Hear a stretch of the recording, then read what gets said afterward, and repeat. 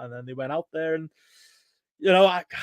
I've got to say, I'm not an Iron Man match fan. As we've talked about a few times, JP, I think you've got a lot more tolerance for me. I am on record because calling the Shawn and Brett one of the worst matches of all time. Maybe worst is wrong. Most boring is probably better. There was a lot of pushback to the idea that this might be bad on Twitter. I saw somebody being like, well, Bryan Danielson's in it, so of course it's going to be good. And it's like, well, Shawn Michaels and Bret Hart were in one, and that wasn't good. Kurt Angle and Brock Lesnar had one, and that wasn't good. Iron Man matches are a Wild West. There's no guarantee. I've seen Bryan have not bad, but boring long matches in my time. The Austin Aries one was one that I was a little bit scared of being repeated here, testing the limit. But I guess in hindsight, I shouldn't have been scared because they went out there, did it, and Bryan Danielson took those lessons of the past, and MJF clearly with a chip on his shoulder went out there to prove something. And I'll let Gareth take the detail of it because I'm assuming he loved this one. But needless to say, I thought this was very good, with the caveat of I'm just wired not to enjoy long matches. So I've got a feeling I'm going to be lower than you guys on this one.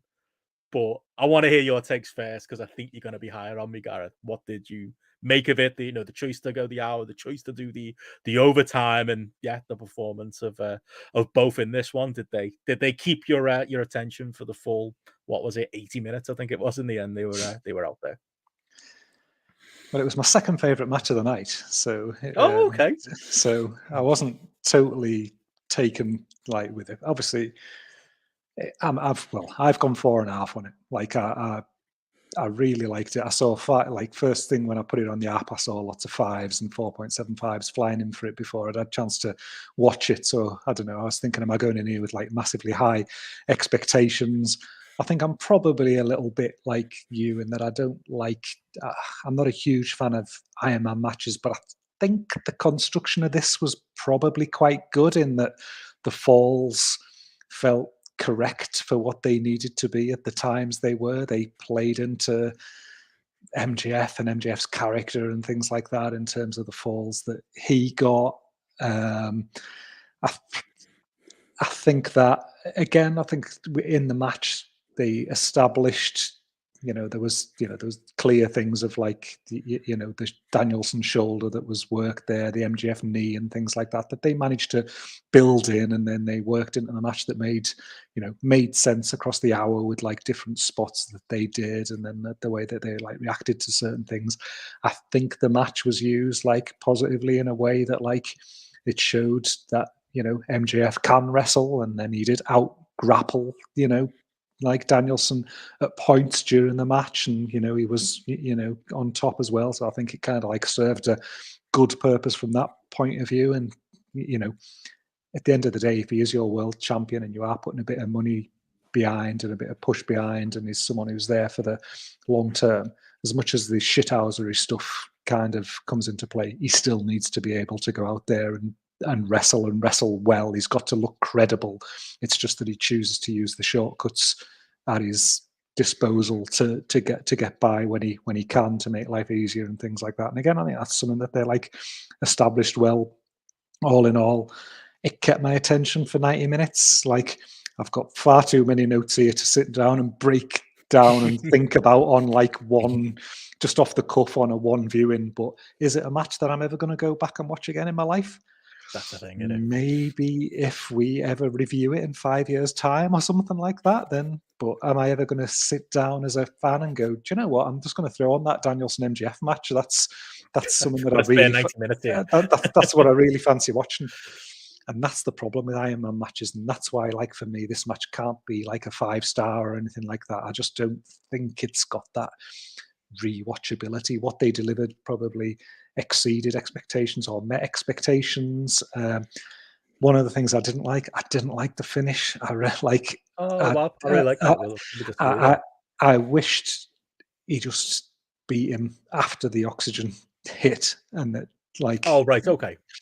I didn't like the You'd still haven't cheat though. I wanted him to right. cheat to win. I just didn't like the idea that Danielson's arm didn't drop for the he dropped once, dropped twice. I was waiting for it to drop the third, and then he powered through, and then MJF holds on, and then Danielson taps. I don't like Daniel. I don't think he needs to tap to him. I think he's been whacked in the head with a, he's been whacked in the head with an oxygen tank. Surely he's beaten because he's cheated, and I know he's lost. You think that'd knock someone out, wouldn't you? Because of that, I know that's why he lost, because of that, and that hold was applied. But I don't. I don't think it made Danielson look good. Like, I think it made Danielson look bad to me. That I don't think that he couldn't beat him then, but then he had to tap. I just didn't like that. That took a bit of shine off the finish of the match for me. The counter might be, and this is funny because it runs into a theory we always have here, is that Tony Khan likes to do things in twos. What did he do earlier in the night with Hangman and Moxley? Same thing, tap out finish. And he couldn't help but do it again because that's what he does. Another tap out finish is the main event. Did it not fit that same function in that it put MJF over strong? Because I've heard the argument made that maybe it protected Bryan because it protects his move because it's his move that has MJF win. I don't know. I think I subscribe to that a little bit because I think that sleight of hand of having MJF cheated, so you've got that out. Bryan's got that out, but also you kind of having your cake and eating it too, because you can say that for Bryan, but for MJF, that wasn't actually the finish. The finish was Bryan fighting back and then MJF making him tap out. So MJF got put over strong. Maybe it's a 60-40 thing in that, that's better for MJF than it is Bryan. But I kind of think they had their cake and ate it too, but in a positive sense. I think they found a way, like with Hangman and Mox, to do both. I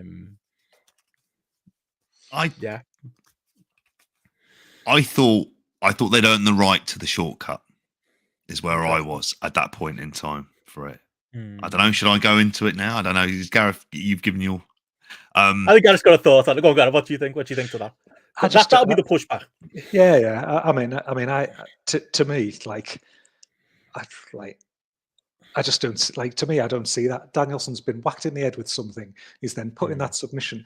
He manages to not give in. His arm doesn't drop 3 times, and then the hold's just still kept there, and then Bryan Danielson has to tap out to yes, it's his own hold, and yes, he's been whacked in the head with the oxygen tank, but that's you win with he's winning with the oxygen tank either way. That's why he's won, because he's hit him in the head with it. So Danielson can either not be able to respond because he's been knocked out, or one of your top performers can give in that way at that moment. You let him. To me, you let him. He can't respond because he's been wronged by MJF. Okay, he's still been wronged, but he's give up. I was like, would Danielson do that? I don't think he would. I just don't think he would. I think he would. The only way he wouldn't continue in that circumstance is because he can't continue, because he's been knocked out. He's incoherent. He can't respond, and to give up. I just think to get right into the weeds then. To you, what is the tap out? Is there, because that's always the thing with wrestling, is he tapping out because it hurts so bad? Is he tapping out because of the damage that's going to be done? What's the logic to the tap out in this moment? He's giving in. I can't take anymore. And I think that's that distinction between you tap out or you pass out. You can't you can't respond, and I always think that's why you protect your baby face to some degree, is the pass out. It's they won't give up. They don't give up. But strong baby faces don't give up, do they? They pass out. They fight to the end. They don't, and I just not in MMA though. In MMA they tap out. It's not MMA though, is it? Yeah, is it not? I am just playing devil's advocate a little bit. No, I know. I think that's the thing for me. It's just, it felt alien to have now. So when Danielson comes out next week and he's, I'm going to kick your fucking head in. Well, you might tap out. You might get someone might hit you in the head and you might give up. You're going to give up, are you? Or are you going to try to the end? And the only reason I give up is because I pass out. again, it's detail, but he just felt weak to me at the end. If we take that as a red, then though, would the argument not be Bryan isn't the point here? The point is MJF to get him I was over. going to say, yeah. As that credible, give him that. He's a slime ball because he cheated. But again, like I say, you're getting both. You're getting that, and you're also getting he has come out of this being what he says he is. Somebody that can go an hour, somebody that is credible as a world champion. I think he got that credibility. He out-grappled him at points. He lasted an hour with him at points. He bettered him, and they were literally head to head at the end. Okay, MJF cheated to get some like his pinfalls during the match, but as a heel, like I think MJF gained a ton of credibility throughout that 60 minutes. He didn't need that, he didn't get the cherry on top of the cake there. He got he got a truckload of cherries poured on the top of Danielson's head that Danielson was buried under for me. Yeah. But go on, JP. I kind of think he should have in many ways. I mean, I kind of looked at this. It's fascinating hearing the discussion. I mean, I kind of am less bothered probably about the ending necessarily of the match because I was so pleased by what I'd seen before that to get to that stage. I thought they've earned the right to it. And the MJF character is a shitheel who will do anything in order to win. So I was kind of fine with that. And I thought ultimately came into this. I think I'd been pretty consistent saying, actually, this is going to be better than what we think it's going to be. He is going to surprise us. This was something that I did genuinely believe that this level of performance was there. It exceeded my expectations for what he could do. Particularly because the questions on here is can he go an hour without feeling like he's being entirely carried? Yeah. Would they maintain the audience heat? Absolutely. Does he have the credibility? Gareth mentions there's times where he's out grappling him, he's out wrestling him. And obviously as well, there's also a kind of overacting thing, which I didn't like, but I kind of also got why he did it, which is he's so bitter about the fact, which is the fundamental core of the MJF character, is that he is bitter about how he was treated by the world and being overlooked. So he's gonna overact certain things in certain ways because he's just gonna prove necessarily how he can do that. Would it drag? No. Did they structure it right? Yeah, I think the first falls come in, is it 35 minutes in? And the way that it happens, and I know there was the talk about I wish Justin Roberts had given some kind of an announcement because I think that would have necessarily helped. But I thought that was the idea of the two pinfalls really quickly was something I've been thinking about for fucking years for this as well. And the big difference, Steamboat rude stuff, innit? That's what they did. Yeah, it's exactly what they should be doing. The idea of not having any rest periods is if you haven't got rest periods, then this is what you do. You're not going to have rest periods. You're going to dive in there and try and get 4 or 5 falls, aren't you? You're going to try and cash in on those kind of moments. I thought, when you spoke about Michael's heart, the great failing of it is you realise quite quickly no one's getting pinned here. Yeah. And so it's boring. So you're waiting for people fucking around. You don't have that here. In terms of the spacing out of the falls, I think it allowed to add the drama. The idea that MJF would be so blown up, he has to go out and have a water break all the time, as well as Taz, who I thought actually they had the right. Thank God Ross was nowhere near the commentary team at this point in time. I was really grateful of that because I thought they did a tremendous job of it here as well. Right, though. Taz kept going on about the fact you're not supposed to drink water. I don't think that's true. Yeah. I think that might have been true in the 90s, but I don't think football Never players seen him do an hour-long match in his life. He's never watched the London Marathon, has he? But yeah, I think when I looked back on it and how I felt about all of it on here, and there's so many, like I say, Gav, there's so many little thoughts I've got about kind of the match and things around it. He answered all of those questions. Bryan Danielson being amazing and having a great match is not a surprise to anyone. MJF doing it, yeah, because we've seen it in big spots before. It hasn't worked. The Cody stuff didn't really work. It didn't as the payoff on pay-per-view wasn't really a very good match. His better matches were things like Jungle Boy and Darby Allin. You kind of put him in there with the kind of almost the contemporaries of his generation.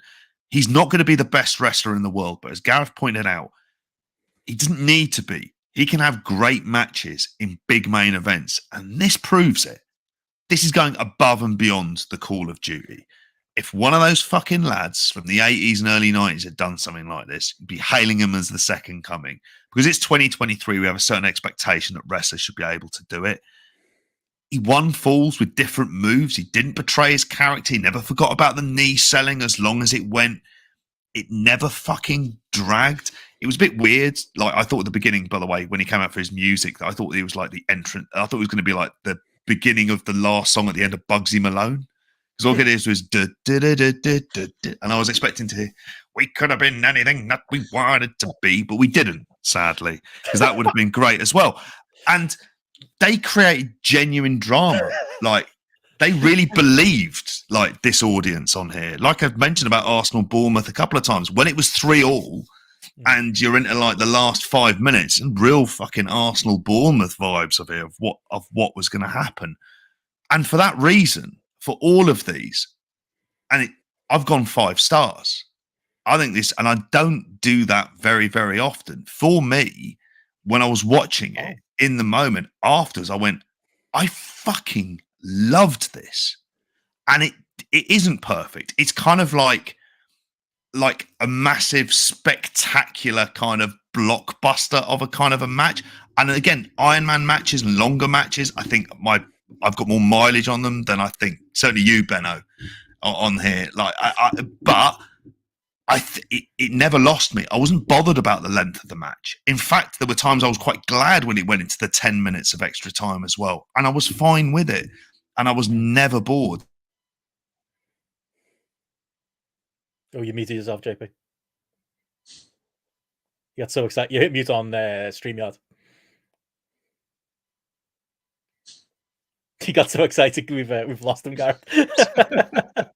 He's literally speechless. No, muted. He enjoyed it so much.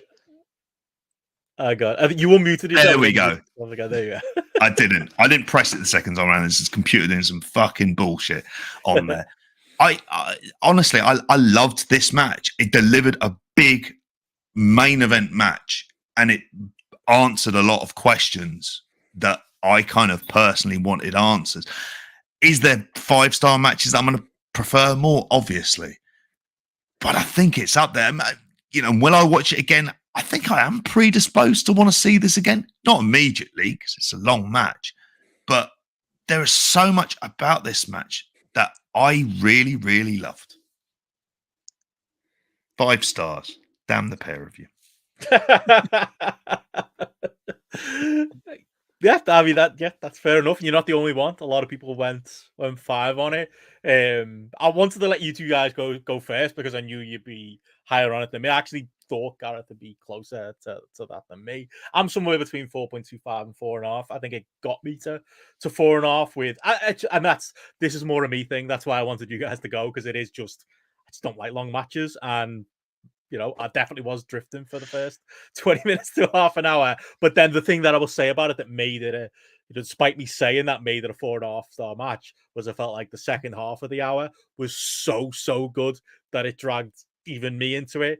And I thought the overtime period was so good that it pulled me into it and went from me thinking, oh, I'm going to be miles away from everybody else on my rating for this one when it's all said and done. And you know, the work was so good that it pulled me up to there. And you know, everything you both said, the way they used the falls, the DQ thing, I loved, same as you, JP, and the drama, you know, towards the end where it felt, you know, I lost myself in this idea that I had going in that Bryan was never, ever in a million years going to win this match.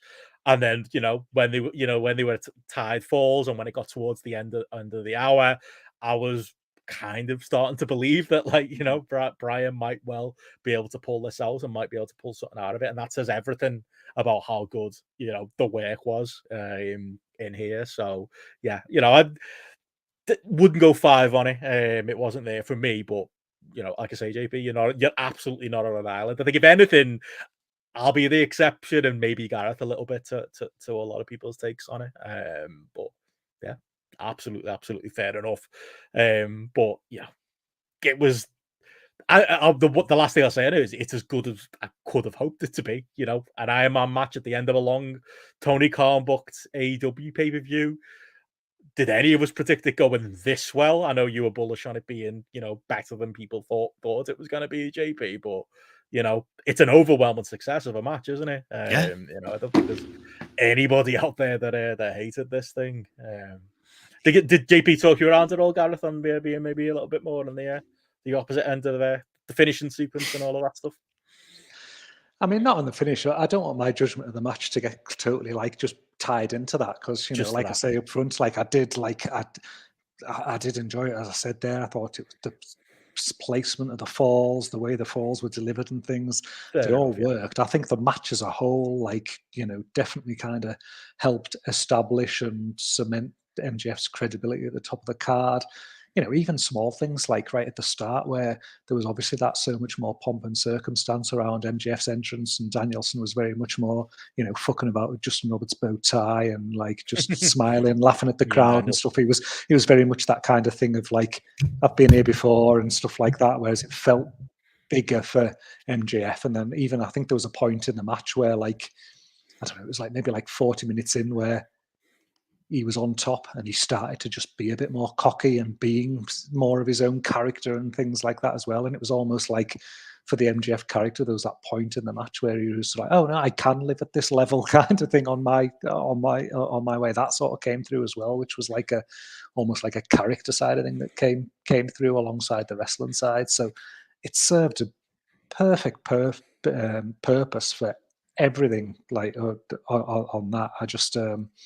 It was just that end. The end definitely took away from it from me. But at the end of the day, it's a 4.5-star match. It was fucking brilliant. I enjoyed watching it. I enjoyed watching every moment until the final second, and I went, oh, and I never like to think at the end of a brilliant match, oh, I like to think, yes, kind of that was brilliant, and that's the mood it left, it left me in. But it flew by. It genuinely flew by. Like you say, it'll go in about 80 minutes in total.